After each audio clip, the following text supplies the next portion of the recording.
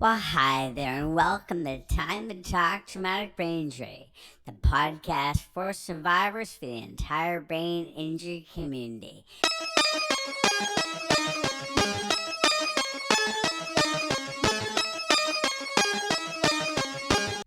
Well, if you're irritated by that opening musical intro, you're going to like this podcast.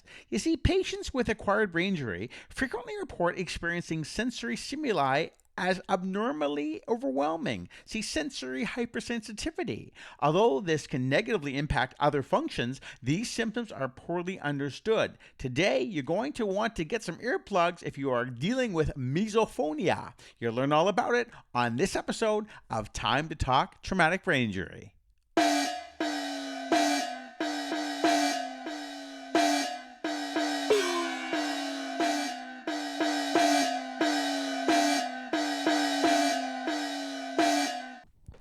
Misophonia, Misophonia, is an affective sound processing disorder characterized by the experience of strong negative emotions like anger and anxiety in response to everyday sounds, such as those generated by other people, eating, drinking, chewing, and breathing. The complex nature of these sounds, often referred to as trigger sounds, make misophonia a devastating disorder for sufferers and their families, and yet nothing is known about the underlying mechanism. The term misophonia means hatred of sound and was first proposed in 2000 and noted the combination negative emotions reactions to specific sounds as the hallmark feature. Hatred of sound. Let's find out what brain injury survivors at the Blue Sheet Clubhouse suffer from hatred of sound. Misophonia. Another term commonly used with misophonia is hypersensitivity to sound, which is called hyperacusis. After an individual has suffered from a head injury, he may report that he has become nervous or anxious when in stores, at movies, or in restaurants. These individuals may feel that they hear as well as they did prior to the injury, but now they have difficulty focusing on only one sound. It is as if all sound in the room rushes into the brain without any type of filtering system. People report that they hear a sound wall of noise that is constantly closing in on them. Individuals with hyperacusis have difficulty tolerating sounds that do not seem loud to others, such as the noise from a running faucet, riding in a car, walking on leaves, a dishwasher, a refrigerator fan, shuffling papers, and the sound of their own breathing. Although all sounds may be perceived as too loud, high-frequency sounds may be particularly troublesome. The quality of life for individuals with hyperacusis can be greatly compromised. For those with severe intolerance to sound, it is difficult and sometimes impossible to function in an everyday environment with this ambient noise. Now, I'm a brain injury survivor of over 25 years now, and still I find sensitivity to sound a real problem with my everyday life. But I remember way back about 20 years ago when I was still in recovery of my head injury, what drives me nuts and still drives me absolutely crazy is the sound of someone eating popcorn at a movie theater. I can't take it. The sound of the chewing, the sound of the kernels cracking drives me nuts. I have to move seats or even leave the movie. I remember when I was first healing from my brain injury, I used to buy an extra package of nibs, and these we used to throw at the person actually eating the popcorn because I just was so annoyed. I had to do something to distract them from eating the rest of the bag. That was my main problem. My big sensitivity was eating popcorn. How about you guys? We've got our friend Sylvia here, and Sylvia, by the YouTube channel, it looked like you really are bothered by the sound of electricity. Electricity. Why does electricity bother you? I'm not sure, Greg, but I often feel a vibration through my body when I hear electricity, and it makes my arm hairs raise, and I just feel a really intense, annoying feeling inside my body whenever I hear electricity. What are some of the sensations that your body goes through? You say the hair stands and it feels like hair standing on the back of your Yeah, neck? it feels like my hair's raising on my body, and the vibration noise, I don't know, it Huh. just really bothers me. And what happens if you hear any other sounds? And most electricity really bothers you, and as soon as that bothers Jim as well, the other gentleman in the YouTube video. But tell me about another sound that might really bother you. Forks and knives on a plate. Yes, the Ooh. scratching, Ow. screeching noise of the forks and knives and the tapping. And that is that a real exit for you? Like if you hear that sound, Yes, what do you do? my husband does it just to annoy me Are on you serious? purpose. Oh my gosh. Really? Oh my gosh. So what do you do in Really? response? Well, I give them the look for Oh, the sure. look, the look. So you obviously have hyperacusis, which is sensitivity to sound, and also misophonia, which is acquired also with a head injury. What would you say to other survivors that are suffering from a head injury and are really hypersensitive to noise and suffer from misophonia? What would you say they could do? What were some of the responses they could have? Well, I guess you could cover your ears. Exactly. Cover your Yeah. ears or have Noise earplugs when you're doing canceling something. earphones, Exactly. those Something. work amazing. They do, eh? Yeah. And just stay away from noise if you can. Earplugs, like often when I'm on a ferry or a plane and there's lots of chatter and things going on, I'll just pop my earplugs in so I don't have to hear anybody. That's what they have to do. So you know what? We know that head injury survivors have a lot of little tools that they wear to help their recovery, but we think that head injury people could also have some earphones. That could be a real good supply to have that for safety if they're facing sounds. Well, thanks so much, Sylvia, and we will definitely keep the forks and knives and the electricity away from you and Mark. Thanks, Sylvia. You. You're welcome. Okay, and now in the seat we have our friend Eddie. Now, Eddie's a head injury survivor, a member here at the Blue Sheet Clubhouse. And Eddie, we know through the video that we saw is that it's fire bells. Fire bells drive you crazy, give you a real sense of panic. What is it about fire bells that you have a real real problem with? You know, honestly, I think it's just because it's literally like outside my window is the fire station. The fire was outside your apartment window. Yeah. Oh my! So they're right there, like. Oh boy! Like so do you hear it often?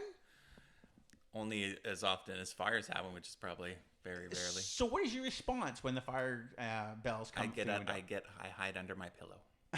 Is that the only way out? You can't leave the apartment. I guess it's right outside. No, I'm trapped.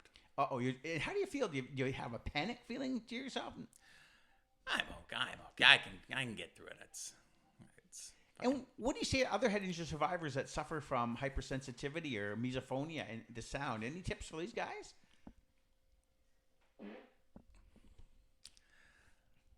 Any tips for these guys? I think they can probably get through it if they just take a deep breath and feel it out. I don't know. So what happens is that Sylvia said that perhaps earplugs would be a good addition to the repertoire for head injury survivors for everyday life. And you think maybe meditation or deep breaths would help for these guys before the sound comes or during or after? What do you think? Well, immediately when it's happening, then start your process. Okay, so start the process possibly a meditation, and that's what you do when a fire engine comes or fire bells. You tend to put your head under the pillow and you just meditate and take deep breaths, and it's going to be over eventually. Well, yeah, they don't last forever. Exactly, it doesn't last forever. Well, thanks so much, Eddie, and we wish you silence and no fire bells.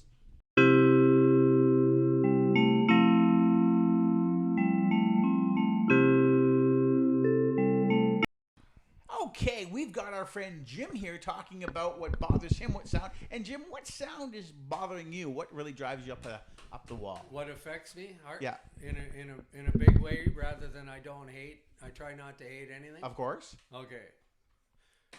When there's a whole bunch of people talking at the same time, in large groups of people. And what does that do to you? What kind of sensation? Well, it's too much input coming in all at the same time with the sounds. So I wear earplugs. Yes, we talked about that with Sylvia, saying that's just something we should have in our portfolio as head injury survivors is to have earplugs to cover up. Eddie says that he sometimes puts his head under the pillow and he meditates during the actual sound of fire bells, which really bothers him. So it's the sound of people. So you try to stay away from big crowds. I forgot about the fire bells, but yeah, when I'm in a large group of people that are all partying and talking, I wear earplugs.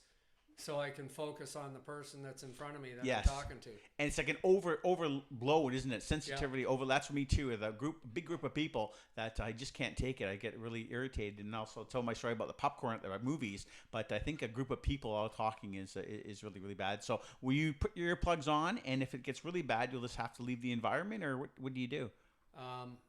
Well, it depends. If it's a bunch of people there and there's people there trying to play music, then I usually don't have a problem stopping the music and telling everybody, hey, are you here to listen to music? Exactly. Or are you here to talk? Exactly. Because if you're here, this is a music event, and if you're here to talk, then Get out. Get out. Exactly. Yeah. Okay. So being upfront with people and being honest Yeah. about what they're there for and giving you a little bit of a break. That's right. Okay. And then the people's tendency to want to yell over top of the people beside them. And where they can stick it. Yeah, that's right.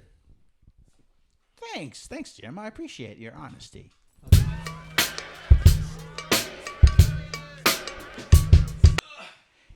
And now we have our friend Stacy. And Stacy, from the YouTube channel, it looks like you just don't like a lot of noises. But one thing that really bugs you is snoring. Tell us about that. Yes, Greg, that's right. Snoring keeps me up all night long. Now, is it you keeping yourself up, or does your husband snore? Or what? Give me the situation. Oh, it's definitely not me. Oh, it's not you. But Stacey, you know what? Do you have hypersensitivity towards snoring? I mean, what are some of the sensations that you have when you hear snoring?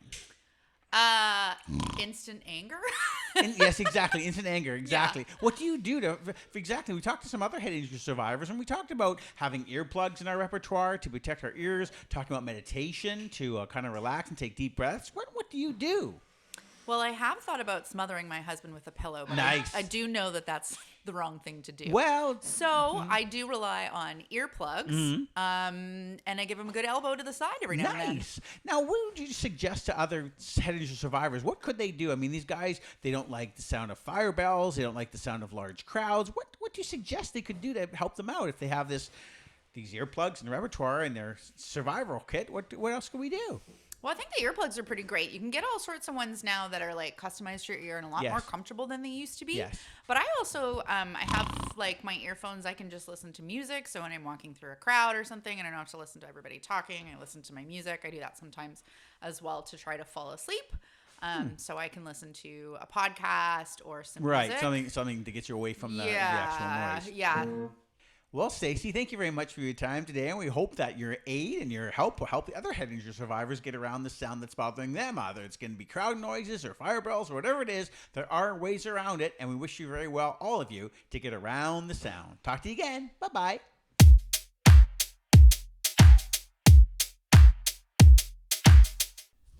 The views and opinions expressed on this podcast are solely those of the Time to Talk TBI panel and other contributors. These views and opinions do not necessarily represent those of the Cridge Center for the Family Brain Injury Services staff. We value your feedback and comments. Please send us an email, or if you have any questions about brain injury, email us at tbipodcasts@cridge.org.